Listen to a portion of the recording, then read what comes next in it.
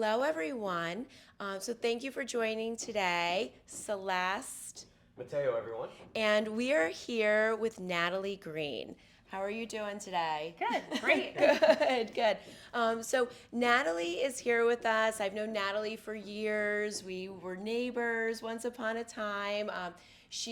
Then you went to Battery Park City for a little bit, and we returned her to the Upper East Side. So we're happy that she's back on the Yes, Upper I'm East back Side up again. here. Yes, and Natalie has always been like a huge fan of astrology, and has recently, shifted that into more. And started a really cool website that we wanted to talk about today called the Empowered Empath Astrology. And if I wanted to start off by saying like that, the name just alone kind of like grabs you and makes you think. So how did you come up with that name? Well, I think a lot of people can identify themselves as empaths. I think you could relate to that as well. So an empath is basically a person who's highly sensitive to the emotions and feelings of others. Yeah. So I myself have Cancer rising, and I know you're Cancer sun, and and water signs in general tend to be the most empathic. So I thought, what the best way to empower yourself is to understand what is my true and divine purpose here, and if you know that, then that's really how you can really empower yourself and understand what your purpose is here. Yeah, absolutely. I mean, like, to me, that really says, like, you're kind of taking astrology and helping someone. And I know we were chatting a little bit earlier today about, me and, some of my stuff. We've all got stuff. Like, you're really taking astrology and trying to figure out, like, how to help people understand themselves more, so this way you can, like, be the best you can be. And the more you understand yourself, the more you're able to, like, figure out the difficult things, the good things, and harness all of those things, so to speak. Yeah, it's like, a popular word, like being grounded in a way, right? Yeah. Learn a little bit more about yourself, Yep. and then, hopefully that helps you navigate. New York's a busy city, right? So Absolutely. we'll take all the help we can get. Yeah. I second that. I think that's very good. And now I know, like, you've been very interested in astrology for a long time. Like, when do you think was probably the first time that you realized that astrology was like a calling to you as well? So it actually started very young. So when I was in middle school, I would always have sleepover parties with my friends, and this was in the 90s. Okay. So we would always have like the teeny bopper magazines. I would flip to the back of the magazine and be like, okay, everyone, when is your birthday? And I would read all of my friends' little blurb reading. And so they really knew how into it I was. So in college, when the internet started to come out, I was able to pull up birth charts, and I would read everyone's astrological chart at parties. So it's always kind of been part of who I am and my personality. Yeah. No, I mean, I remember I would always read my, I'm Cancer, as Natalie said. So, like, I would always read mine, and, like, sometimes it would sync up, sometimes it wouldn't. But I know you've helped me understand more of why, like, you have, like, certain personality traits that aren't, it's like, you could be Cancer, you could be Leo, but you're like, you have your rising sign, like, all of that stuff too. So, like, with the birth charts and everything, like, there's so much more to it. And it's interesting because, I mean, there's some cultures as well, like, there's religious aspects come into this. I mean, Jimmy's Hindu, and I remember, like, his mom did our chart when we were dating, and there's aspects of this that's really followed in certain cultures, but in the US, like, we didn't follow this stuff quite so much. But I think there's something to be said for it. For sure. And now I know, so you do the birth charts, and, like, are there, like, what do you think is your probably favorite thing? Is it the charts that you do, or are there other services that you wanted to talk about a little bit as well? Yeah, so my favorite thing that I do is the birth chart reading. So I basically will dive into you'll give me your day, minute, and location of birth, and then I can enter this in and I can pull up your complete chart. So I think what most people think about astrology is their sun sign. Yeah. So they say, well, I'm not necessarily like that, or I don't agree with that. Yeah. That's because there's other planets that are influencing your personality. Yeah. So, for example, your moon sign influences how you react emotionally in situations. Your rising sign, which is also called the ascendant, that is your personality and the face you kind of show to the world, or the mask you show to the world. So I think most people may identify you as your rising sign and not your actual sun sign. Your sun sign is the path that you came here to travel, the path that you came here to learn. So, for example, some people, let's say they're Cancer with Cancer rising, their internal and external personalities will be the same. Your Cancer with Scorpio rising. So many people may identify you more as a Scorpio than a Cancer in your public image, in your social life. And me as well. I'm a Capricorn, but I'm Cancer rising, and those are opposites. So my internal self is very different than what people may think about me externally.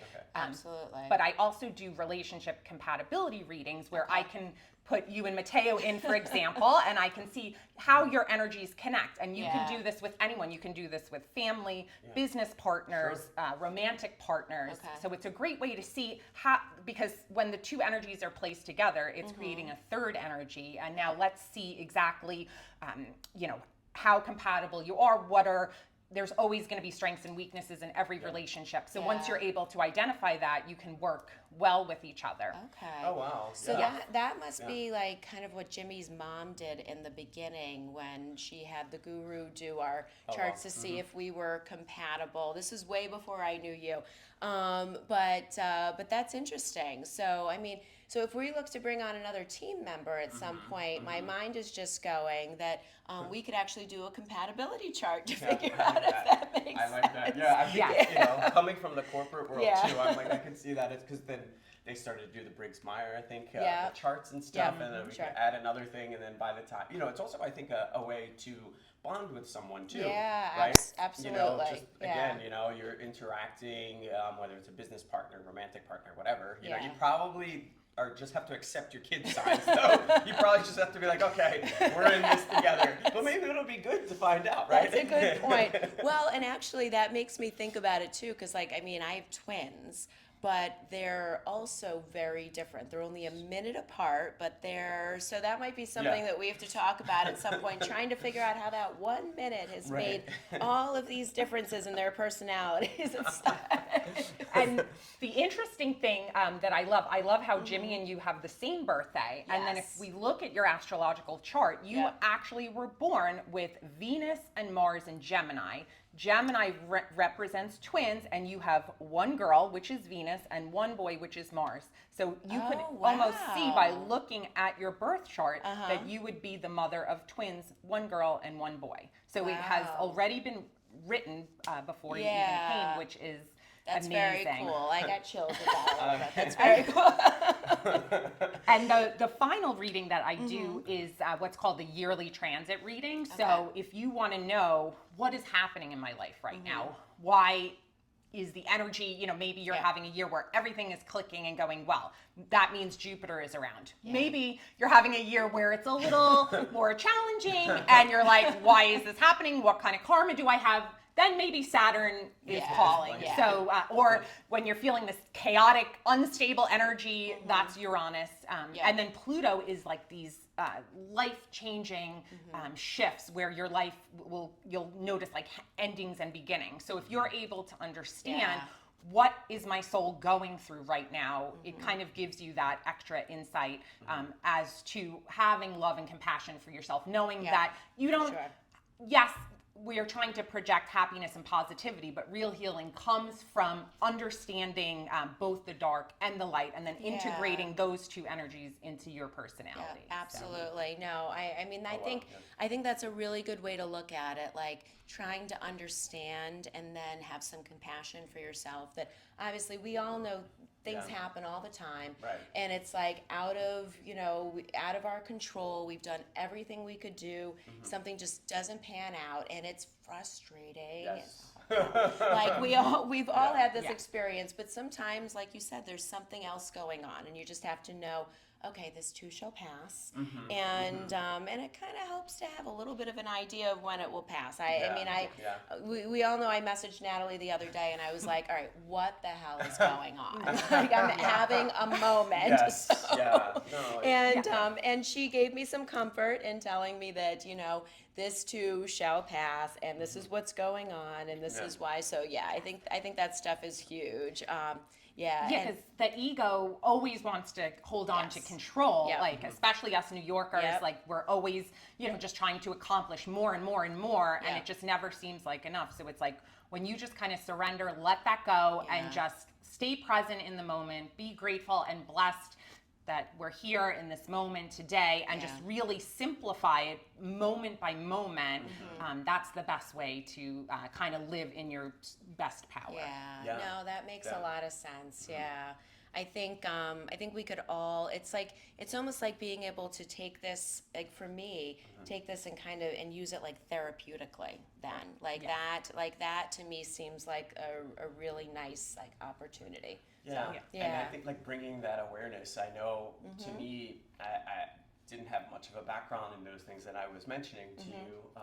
In my previous life on the corporate side, I worked with big events and on the international scene with travel and stuff like that. And I was very fortunate to get invited to a trip to Tibet, an educational trip for hospitality travel industry people. And a monk had stopped me when we were, visiting some site, and came up to me to thank me for being there, because I brought, as he said, like a pure karma. It's a beautiful karma. Thank you for sharing that with us. And I just started to get a little oh my goodness, I don't even think I deserve to be here. I was in New York, a couple days ago, and now I'm here, and I just and he just said, no. You're here for a reason. It brought you here, so don't question that. And thank you. I could not believe that. Unprovoked. I didn't even know he was coming up, and didn't ask for money for all the cynical people. But it was it was a moment. So I can like you were saying, culturally, there's a lot of different ways that people kind of look into this, and it's almost like self-help, but it could be religion. It could be people were navigating the stars to get here back a couple centuries ago, right? So there's so much down this path, I think. Yes, and I think there's no coincidences, and that's really the great thing to learn, that we actually chose all this before we got here, and by understanding that and understanding your birth chart, you can work with those energies and kind of use the strengths and gifts you were born with, and kind of work on maybe those areas of trouble or areas that you've had difficulty with previously. Like it should eliminate some of that frustration. I think that's like the to key. Me, on how to try to use that. Definitely. I know, like, we've had some clients also that, depending again on, cultural backgrounds and everything, like need, certain directions of apartments and stuff like that. And I've had people before that, wanted to bring in somebody who was like a feng shui expert to, try to talk about how they could set the apartment up, or and create like the best energy for the apartment. So there's all these kind of cool ideas that play into it. But I think incorporating I don't want to say the old rituals, but like the old with the new, because I think sometimes what happens, especially in places like New York, is where we're so, like you said, we're so busy trying to push ahead, trying to do as much as we can do. We're type A. We want to be able to control everything, and then all of a sudden we can't control stuff, and sometimes that's okay too. I think that's the big takeaway, like for me. Exactly. And I know you and I have talked like a good bit about my chart and stuff before. And Matteo, I think you did a little touch on Matteo's chart as well. So I'm gonna throw Matteo into the mix for a little bit of like a chart explanation here as well. Yes, so I have looked at Matteo's chart, and what really stands out to me about you, Matteo is a Leo sun. So he has this energy that the sun is kind of this, what we call the center of the universe, so it's the star. So with Leos, everything kind of seems to revolve around them. So, but even if you don't ask for it, because I would be that. You read the Leo signs and then, and then people say, "You're a Leo," and I'm like, "I don't ask for that. Like, I did not ask for that." Well, it came up to me in front of all the people in our group, but he did. Yes, Leos are meant to be the star. They're meant to be seen. They have a warm energy, just like the sun. You warm everybody that you come across, and so that's. Your fullest expression is just living this sun energy, and then you have Libra rising. So this is actually how other people see you, your ascendant sign. So Libra is the sign of balance. It's the sign of the scales. It's an air sign. So it's all about compromise and balance in relationships. So you're the person that people will come to settle disagreements between two parties. You'll see a lot of lawyers have Libra energy. A lot of it's all about, and I know your job in real estate is you've got two people and you're trying to come to the mutual agreement. And that's exactly Can I call that the get it done sign? Yes. Okay, good. I'm going to brand that. Thank you. That's what Libra is most gifted. I have a lot of Libra friends, and that's the one thing that I've noticed about them, because I have 3 planets in Scorpio, which I know Celeste can relate to as Scorpio rising. Yes. Scorpio is a very intense sign. It's all or nothing, super intense. My Libra friends are able to kind of keep me more calm and just think about both sides before, I just dive in and react. So that's the blessing of Libras. Don't really like to fight. They want to see both sides and come up with a solution. Okay. I think that's probably like a good example. That is very you're good. Right. There will be times when like you'll call me and I'm like ready to pounce, and and Mateo's trying to, we're gonna figure this out, and this is what we're gonna do, and I'm gonna start here, and so which is interesting. That's probably why, like, when you and I connected, it seemed like such a good match too, because I could definitely use some balance in my life. Well, and it's funny because you said pre-written, but I go back and I'm like, and I love them. I love my family. I'm so fortunate, but I'm like, 2 strong Italian women, a mother and my older sister. Whoa! Yes. You were born having to negotiate in the sense of trying to, and also trying to keep peace. Yeah, that's probably what was going on. Yes. I love them. 100 miles between them, but I love them. Yes. And me coming from Italian ancestry as well. Italians are ruled by the planet Mars. Mars is that planet of passion, fighting, we come to live like fully, and so there is an intensity about that. So you coming in as Libra rising, teaching your family, like, let's calm and find balance here. It's more behind the scenes. Yes. But no, I definitely resonate with that. And I think maybe people will think that they'll say conflict averse, which is not the case. Yeah. It's more just thinking, well, this person wants this and that person wants that, and they are not talking to each other. So let's just do, like I call it, the Philly one-liner, to be like, hey, turn the light on. We see everything. Okay, go. You know what I mean? Yes. And it's not that you don't care, but you don't want that. It does affect, I feel, conflict around you, and you want. It's not that you're afraid of it, but it's almost like wasting of time and hurting and energy, right? Let's just get to the point and get it done.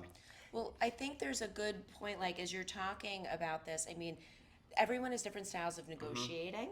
And interestingly, with our clients, even if we were able to figure out a little more background, where we had an idea of what their negotiating style was going to be at the end of the day, like that might be a bonus too. But side note on that, like, I mean, a negotiation.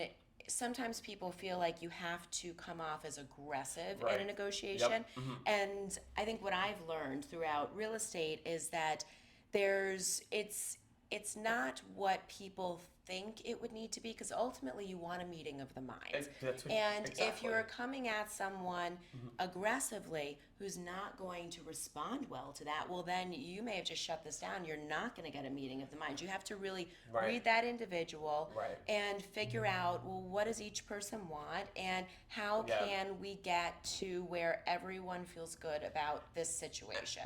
Exactly. I think it's someone think it's winning. I have to win. Okay, well, what is it that you want? And if what is it that you want does not equate to what we can help you with, which is getting that apartment at this price range, right? And if you want something else, and that's what I think it kind of comes down to sometimes, you know? Absolutely. And do you want to win the dollar amount, or do you want to win the apartment? Well, exactly. Or like, what's and I know we have similar ways of looking at it, but that's, I know that when I'm speaking with a client, it's always going back to that. It's, even if the broker on the other side might be a little difficult, or the client on the other side might be a little difficult. It's just we've got to focus on what we want and how to get there. Absolutely. And I think trying to think about all these things of like where somebody's coming from and what their kind of their own like baggage, so to their speak. energy blueprint. I like to call it. That's a much more positive way of saying it than baggage. I like I'm gonna start using that moving forward. Let's identify this energy blueprint. It would not come out as nice to you. Somebody would probably want to give me an energy punch, but I like that a lot. I think that's great. It's all about like elevating the language and having it be like a more positive way of like approaching something. No, I think that's huge.